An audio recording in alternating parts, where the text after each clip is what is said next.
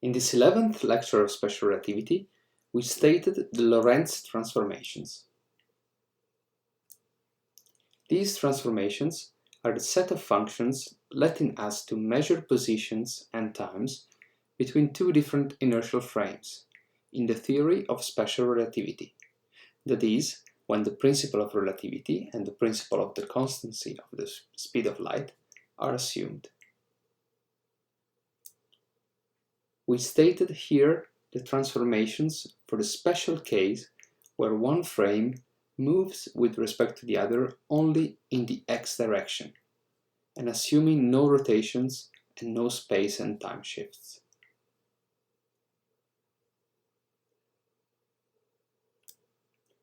We have seen that for non-relativistic speeds between the two frames, that is when the speeds are negligible compared to the speed of light, the Lorentz transformations simply tend to the Galilean transformations.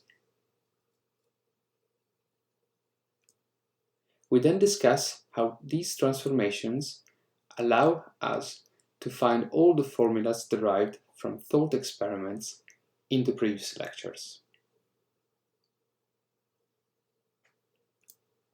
Firstly, we demonstrated that we can obtain the formula relating velocities in two different inertial frames.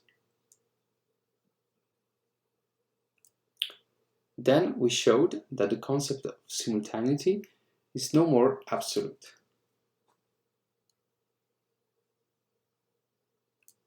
Lastly, we computed the slowing down factor for moving clocks.